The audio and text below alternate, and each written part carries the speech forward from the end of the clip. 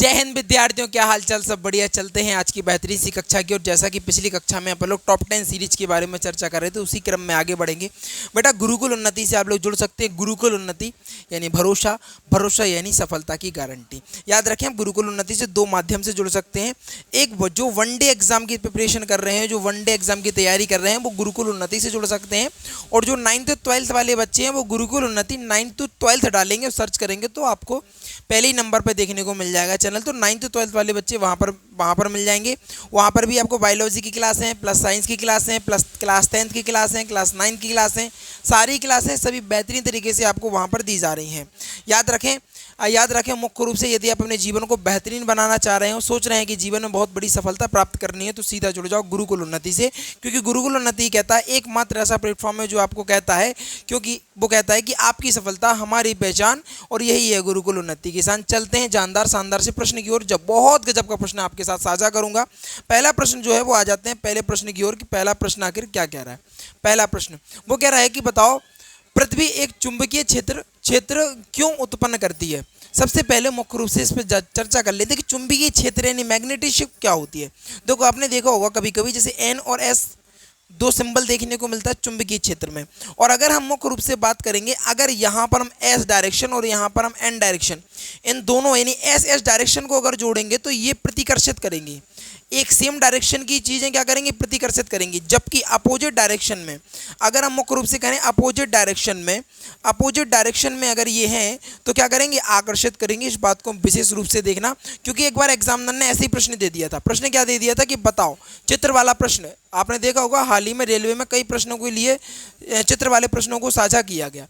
अब ये क्या प्रश्न क्या था, प्रश्न कह रहा था कि बताओ इनमें से कौन प्रतिकर्षित है। प्रतिकर्षित ये पूछा गया था।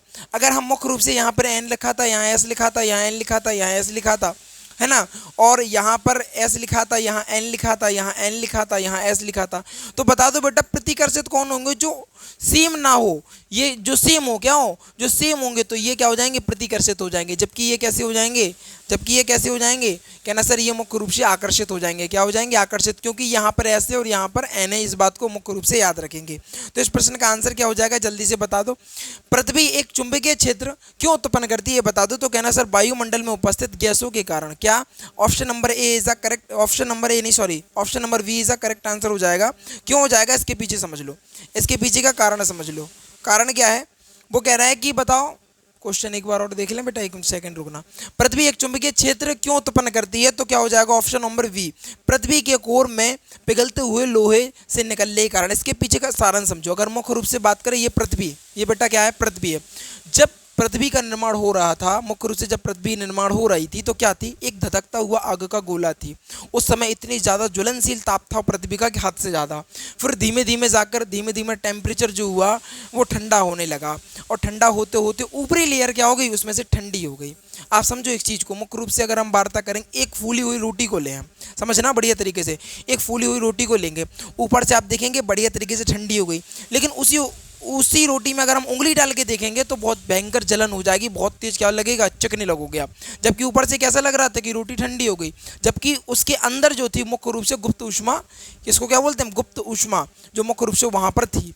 तो ऐसे ही पृथ्वी के साथ हुआ। पृथ्वी जब क्या हुआ, धीमे धीमे जाके ठंडी होने लगी, तो इसके आसपास यानी अगल बगल का पार्ट यानी ऊपरी भाग जो था वो ठंडा हो गया, परंतु जो नीचे वाला, मुख्य रूप से बात करें केंद्र वाला भाग, जिसमें आप कह सकते हैं प्लाज्मा या लावा, या फिर कह सकते हैं आप लावा, जो लावा भरा हुआ है, ये आज भी गर्म देखने को मिलता है।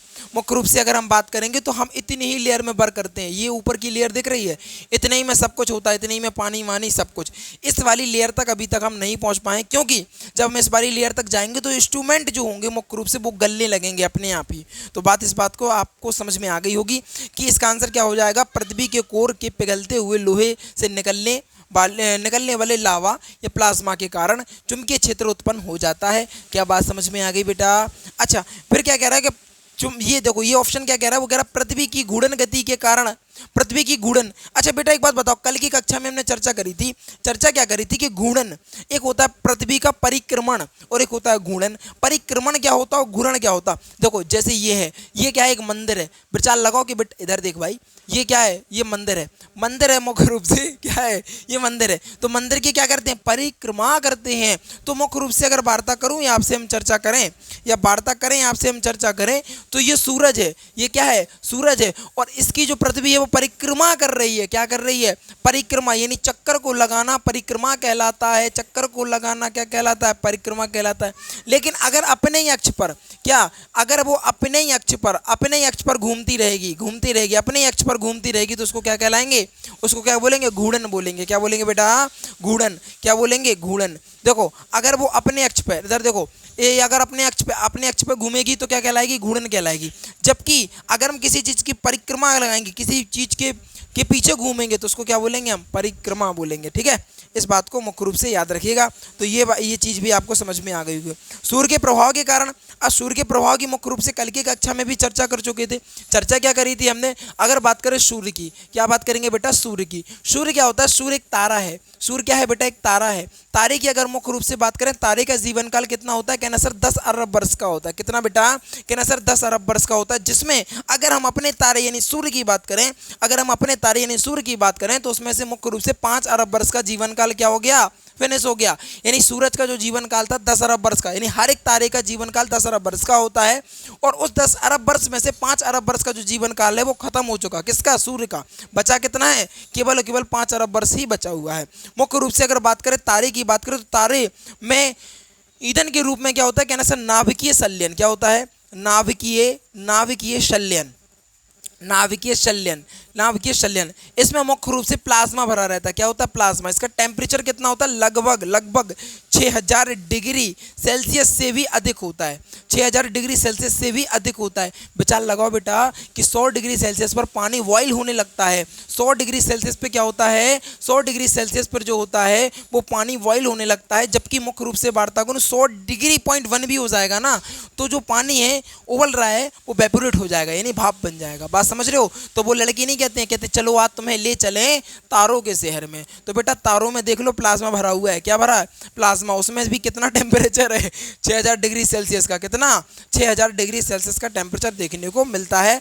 आशा करते हैं ये चीज़ समझ में आ गई होगी। तो इस प्रश्न को बढ़िया तरीके से अपन ने साझा किया, सारे ऑप्शनों को बढ़िया तरीके से देखा। वो कह रहा था कि पृथ्वी एक चुंबकीय क्षेत्र क्यों उत्पन्न करती है, कहना सर पृथ्वी के कोर में पिघले हुए लोहे और निकेल के कारण। बात समझ में आ गई, लोहे और निकेल के कारण। ठीक है, आगे की बात करें, आगे की चर्चा करें। आगे की चर्चा क्या है, अगले प्रश्न की ओर चलते हैं। अगला प्रश्न कह रहा है मानव शरीर में सबसे बड़ी ग्रंथि, वो पूछ रहा है बेटा ग्रंथि। क्या कह रहा है, मानव शरीर की सबसे बड़ी ग्रंथि पूछ रहा है। कहना सर कहीं कोई दिक्कत ही नहीं है, बढ़िया तरीके से बता देंगे। ग्रंथि कौन सी होती है, देखो यहाँ पर देखो, एक देखिए आपने थायराइड ग्रंथि, पीयूष ग्रंथि, यकृत, अधिवृक्क ग्रंथि, और ये हो गए आपके 4 ऑप्शन। तो बता दो कौन सा। कहना सर मुख्य रूप से सबसे बड़ी ग्रंथि होती है वो होती है यकृत। समझती हो। देखो यकृत यहाँ पे समझो बेटा। यकृत की बात करें, किसकी बात करें, यकृत की बात करें। यकृत कैसे दिखता है पता है, यहाँ पर देखो, यहाँ पर हम बता दे रहे हैं आपको यकृत कुछ इस तरीके से। इसको हम लीवर भी कहते हैं। क्या कहते हैं, अपने हिंदी की भाषा में यकृत कहते हैं, हिंदी इंग्लिश में क्या कहते हैं, लीवर कहते हैं। बट इसकी एक प्रॉपर्टी है बहुत अच्छी। प्रॉपर्टी क्या है, इसमें सेल डिवीजन यानी कोशिका विभाजन सर्वाधिक होता है। क्या होता है, कोशिका विभाजन। क्या होता है, कहना सर कोशिका विभाजन सर्वाधिक कोशिका विभाजन होता है। क्या होता है, सबसे अधिक कोशिका विभाजन यहाँ पर देखने को मिलता है। अब कोशिका विभाजन से मतलब क्या है सर, मतलब ये है बेटा कोशिका विभाजन यानी बायोलॉजी जैसा सब्जेक्ट जो है या जीव विज्ञान की मुख्य रूप से बात करें, वहाँ हर सब्जेक्ट में जहाँ विभाजन का मतलब होता है किसी चीज़ को अलग करना, जबकि बायोलॉजी जैसे सब्जेक्ट में विभाजन का मतलब होता है जुड़ना या रिकवर करना। सेल डिवीजन के द्वारा ही हमारी किसी भी चोट जब हमें लग जाती है, जैसे मान लो यहाँ पर, ये वाले हाथ पे देखो, यहाँ पर अगर मान लो यहाँ से ब्लेड से कट लग जाए, है ना, जैसे जो लोग होते हैं ना प्रेमी वाले, वो लगा लेते हैं, ऐसे कटवट लगा लेते हैं, तो वो रिकवर कैसे होते हैं, कहना सर मुख्य रूप से उनमें सेल डिवीजन होता है। सेल डिवीजन मतलब कोशिका विभाजन होगा। कोशिका विभाजन का मतलब जो यहाँ से सेल कट चुकी हैं उन सेलों को दोबारा बनाएंगी। सेल वाला चैप्टर है क्लास 9th का, पहले ही चैप्टर है, लेसन नंबर 1 कोशिका पहले ही चैप्टर है क्लास 9th में, पढ़ लेना। फिर भी थोड़ी चीज़ें बताए दे रहा हूँ। तो सेल डिवीजन के द्वारा क्या हो जाएगा, वो रिकवर हो जाएगा, सही हो जाएगा, तो उसको ही क्या बोलते हैं हम, सेल डिवीजन। लेकिन अगर मुख्य रूप से आपने देखा, छिपकली को देखा, छिपकली की पूंछ देखो, पूंछ अलग हो जाती, अलग होने के बाद फिर से दोबारा आ जाती। एक मात्र ऐसा बहुत सारे जीवों में ऐसा देखने को मिलता है कि अगर उनमें सेल डिवीजन के द्वारा कुछ चीज़ अलग हो गई, दोबारा निकल के आ गई कोई चीज़ अलग। जैसे छिपकली का एग्जाम्पल हमने मुख्य रूप से आपको बता दिया। चूहे की पूंछ भी देख लो आप, चूहे की पूंछ को काटो, दोबारा फिर निकल के आएगी। अच्छा, लीवर में भी एक प्रॉपर्टी पाई जाती है। अगर मुख्य रूप से बात करें, लीवर का लगभग आधा भाग अगर खराब हो जाए, सड़ जाए, तो इसको डॉक्टर के द्वारा काट दिया जाएगा। इसको क्या कर दें, काट दें, इतने वाले भाग को काट दें, तो आप देखेंगे 3 से 4 महीने में दोबारा रिकवर हो जाएगा। 3 से 4 महीने में क्या हो जाएगा, दोबारा रिकवर हो जाएगा। इसमें इतना सर्वाधिक सेल डिवीजन या सर्वाधिक कोशिका विभाजन होता है। एग्जाम में पूछा भी जाता है कि बताओ वह कौन सा अंग है, वह कौन सा अंग है जिसमें सबसे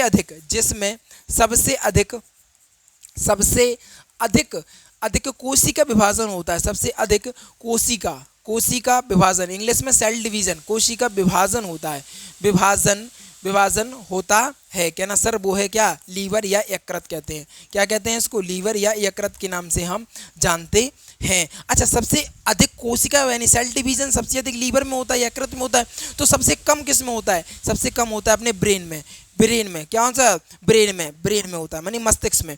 अगर हम बात करें ये किस सेल का बना होता है, कहना सर ये मुख्य रूप से बताओ नेफ्रॉन सेल का बना होता है। किसका, नेफ्रॉन सेल का बना होता है। कौन सी सेल का, कौन सी कोशिका का बना होता है, लीवर, कहना सर नेफ्रॉन का।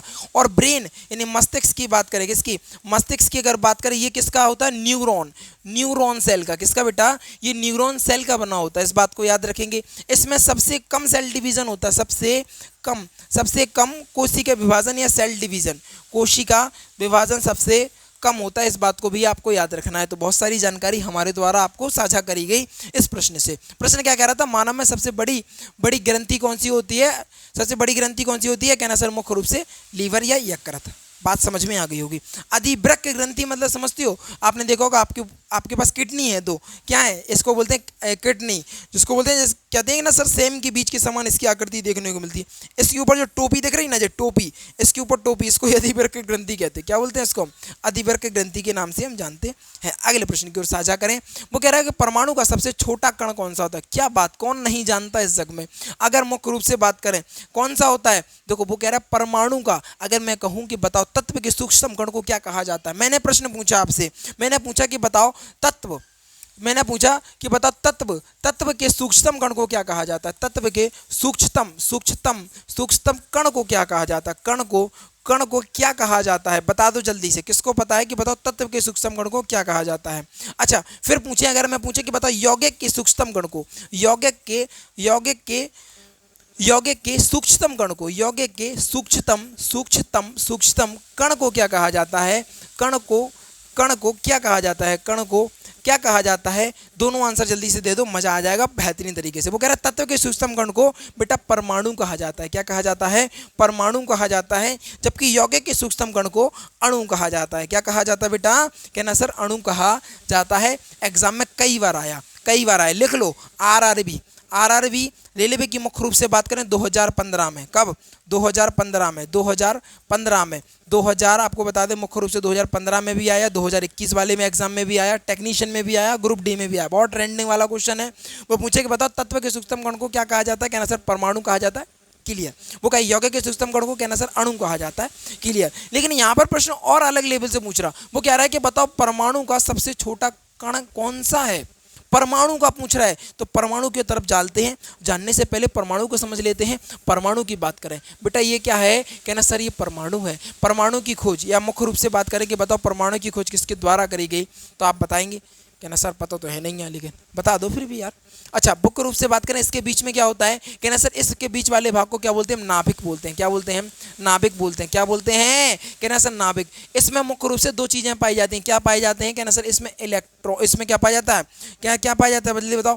कहना सर प्रोटॉन और न्यूट्रॉन। क्या पाया जाता है, प्रोटॉन और न्यूट्रॉन। प्रोटॉन पर कौन सा चार्ज होता है, कहना सर प्लस चार्ज।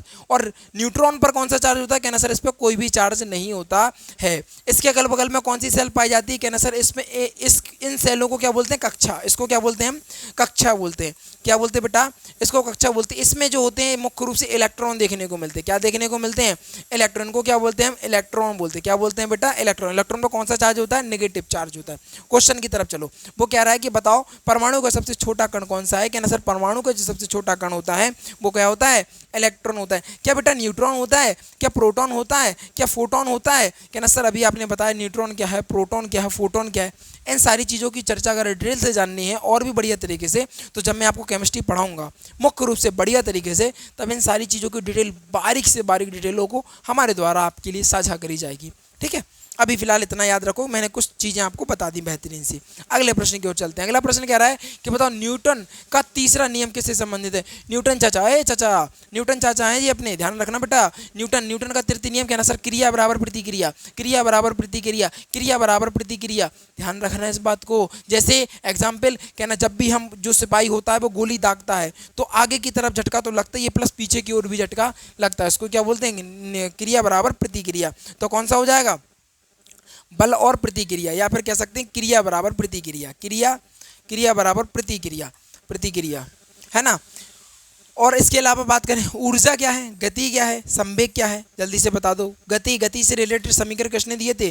कहना सर मुख्य रूप से न्यूटन चाचा के द्वारा गति के समीकरण दिए गए थे। कौन कौन से दिए गए थे। कहना सर हमें पता है कौन कौन से, पहला बता दो, v बराबर u plus A T, v बराबर u प्लस ए टी। फिर कौन सा दिया था। कहना सर मुझे याद है v बराबर यू टी तो दिया गया था, फिर किया था कहना v स्क्वायर बराबर u स्क्वायर प्लस 2as दिया गया था। फिर इसके अलावा कहना सर s बराबर हाफ ए टी स्क्वायर है ना, इस ये हाफ ए टी स्क्वायर, ये सारे फॉर्मूले आपको दिए गए थे, देख लेना है ना। चलिए आगे की ओर चलें। अब वो कह रहा है जल में ध्वनि की चाल, बहुत महत्वपूर्ण, लिख लो बेटा, छपने वाला प्रश्न। क्या लिखोगे, छपने वाला प्रश्न, बिल्कुल छपेगा। क्या लिख लो, छपने वाला प्रश्न, छपने वाला प्रश्न समझ लो 2026 का छपने वाला प्रश्न यही देखने वाले हैं आपको कि बताओ जल में ध्वनि की चाल कितनी होती है। कहना सर 1500 क्या होती है, 1500 मीटर पर सेकंड। क्या होती है, 1500 मीटर पर सेकंड होती है। अगले प्रश्न की ओर चलते हैं। पादप में भोजन का स्थानांतरण किस ऊतक के द्वारा। ऊतक क्या होता है, आपके मन में विचार आना चाहिए सर। ऊतक, दिस इज अ यूतक, ऊतक को टिश्यू बोला जाता है।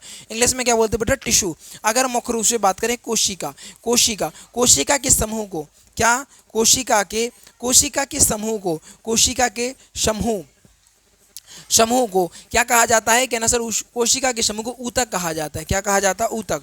जबकि अगर बात करें ऊतक के समूह को, ऊतक के समूह को क्या कहा जाता है। कहना सर ऊतक के समूह को क्या कहा जाता है, अंग कहा जाता है। क्या कहा जाता है, अंग।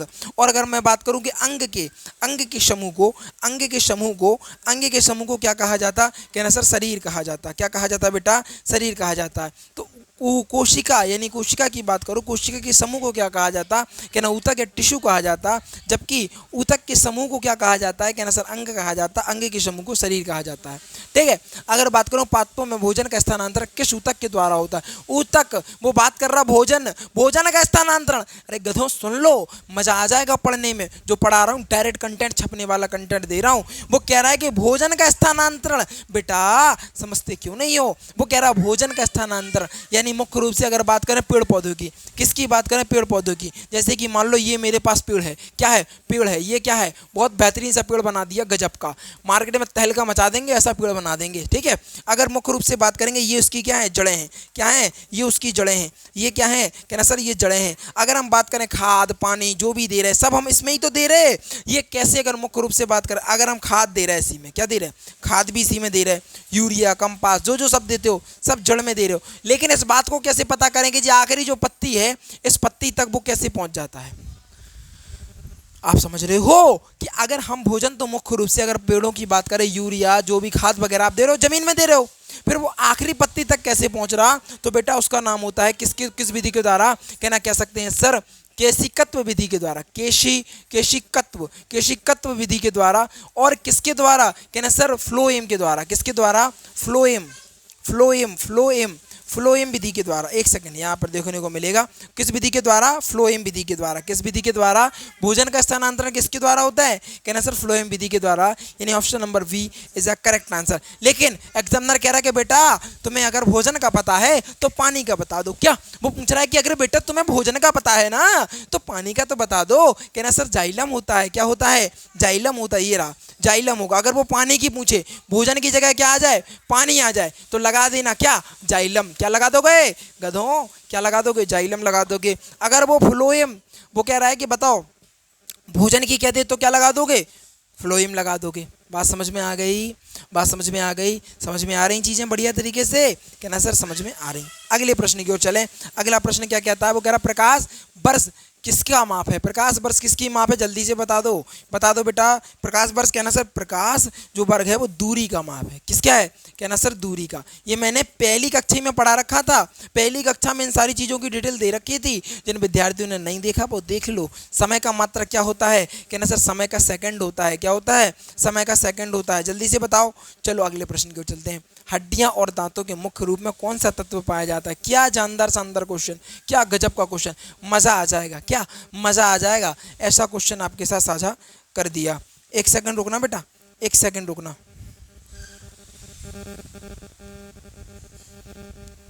एक सेकंड रुक जाना।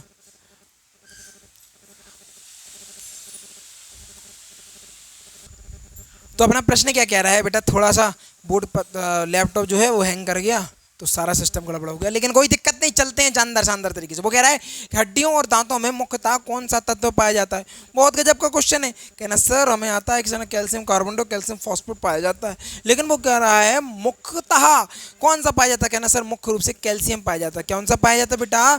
कैल्शियम पाया जाता है। फॉस्फेट की बात करें, फॉस्फेट, वह फॉस्फेट हमारी हड्डियों में भी पाया जाता है बेटा। इसी फॉस्फेट के कारण जब हमारी बॉडी जलाई जाती है मृतक के समय, तो वो जल्दी से जल्दी आग पकड़ने का प्रयास करती हूँ जल्दी से, क्योंकि उसमें फास्फोरस पाया जाता है ना। आपको बता दें मुख्य रूप से लाल फास्फोरस माचिस में भी पाया जाता है, इस बात को भी याद रखना है ना। तो फास्फोरस होता है उसमें ज्वलनशील एक तत्व हो सकता है, आप कह सकते हैं ज्वलनशील तत्व होता है, वो आग पकड़ने का काम करता है। ठीक है।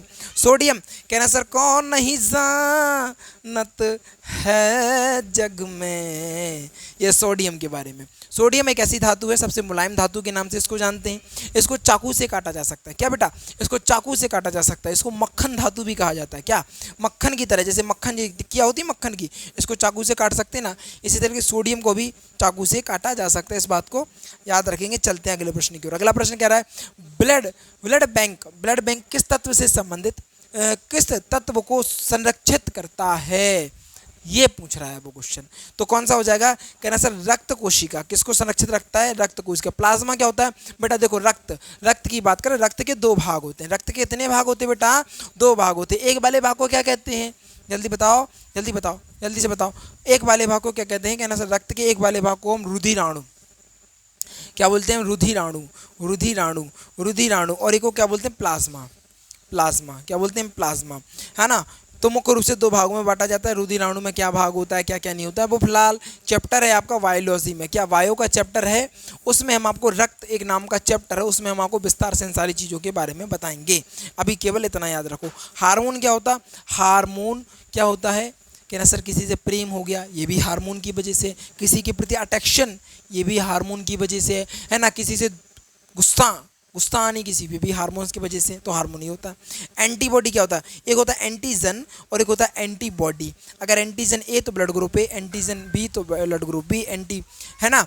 एंटीजन बी हो जाएगा तो ब्लड ग्रुप बी हो जाएगा। एंटीजन सी अगर हम बात करें ए भी होगा तो ब्लड ग्रुप ए भी होगा, है ना। तो एंटीजन ये कहलाता।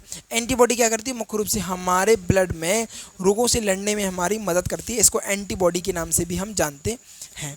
अगले प्रश्न की ओर चले। अगला प्रश्न, अंतिम प्रश्न, बहुत गजब, मजा आ गया होगा आज की क्लास में बेटा, समझते हैं इस बात को। वो कह रहा है कौन सा अम्ल पेट में पचे हुए भोजन में सहायता करता है? कहना सर कौन नहीं जानत है जग में, कापी संकट मोचन नाम तिहारू। कौन सा HCl, इसको क्या बोलते हैं? हाइड्रोक्लोरिक अम्ल। क्या बोलते हैं बेटा? कहना हाइड्रोक्लोरिक अम्ल के नाम से जाना जाता है। कौन सा अम्ल पेट में भोजन को पचाने के लिए कार्य करता है? कहना HCl, जिसको हाइड्रोक्लोरिक अम्ल कहते हैं। देखो बेटा इधर देखो, ओ मेरे बबुआ, ए मेरे भैया, ओ मेरे छोटे लाला, ओ मेरे भैया, देखो इस बात को देखो थोड़ा सा, इसको देखो, इसको देखो, ये क्या है? कहना सर आम, क्या है हमारा? बो, अमाशय। अग्नाशय होता है, एक अमाशय होता है, ये कौन सा है? अमाशय। अमाशय के मुख्य रूप से कितने भाग होते हैं? 3 भाग होते हैं। कितने भाग होते हैं? 3 भाग होते हैं ना। इस वाले भाग में मुख्य रूप से क्या होता है? भोजन जो रहता है मुख्य रूप से, पहले इस वाले भाग में भोजन आता है। अगर मुख्य रूप से बात करें ये वाले भाग में क्या होता है? कहना सर इसमें रूजी होते हैं। क्या होते हैं? रूजी, रूजी। ये फिलहाल बड़ा टॉपिक है, पाचन तंत्र में आपको बढ़िया से समझाएंगे, लेकिन अभी इतना समझ लो कि अमाशय के मुख्य रूप से 3 भाग होते हैं। ठीक है, बस इतना ही बहुत।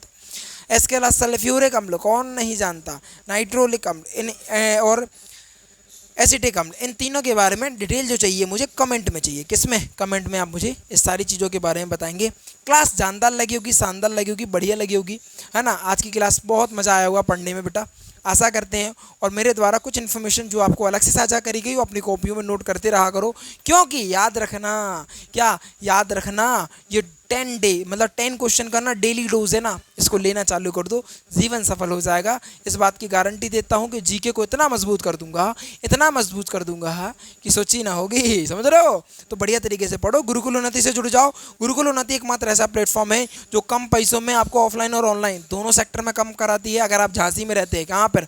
झांसी में। अगर आप झांसी में रहते हैं तो डायरेक्ट हमारे ऑफलाइन सेंटर से आप जुड़ सकते हैं। यहाँ पर आपको मैथ का टीचर, सारे टीचर बढ़िया अलग अलग मिल जाएंगे, सब टॉप रैंक के टीचर हैं, है ना। और मज़ा आएगा पढ़ने में, इस बात की रिस्पॉन्सिबिलिटी स्वयं गुरुकुल उन्नति लेता है। इसके अलावा अगर आप ऑफलाइन में जुड़ना चाहते हैं तो ऑफलाइन में जुड़ सकते हैं। हाँ, आपके छोटे भाई बहन हैं तो उनको जुड़ा देना, क्या? गुरुकुल उन्नति, GURUKUL, गुरुकुल उन्नति, UNNATI, गुरुकुल उन्नति 9 to 12, इस वाले यूट्यूब चैनल से उनको जोड़ देना, जिससे जो अगर आपका भाई बहन 9th में है, 10th में है, 11th में है, 12th में, इन सारी कक्षाएं ये आपको गुरुकुल उन्नति 9 to 12 वाले चैनल पर आपको ये सारी चीज़ें देखने को मिल जाती हैं। चीज़ें बढ़िया लगी, जानदार लगी, शानदार लगी तो चीज़ों को क्या करेंगे? सपोर्ट करेंगे, है ना। टीचरों को थोड़ा सपोर्ट करना बड़ा आवश्यक होता है। बढ़िया लगी तो जल्दी से वीडियो को लाइक कर दीजिएगा, चैनल को सब्सक्राइब कर दीजिएगा और शेयर करके आइएगा अपने यार दोस्तों और चाहने वालों के साथ।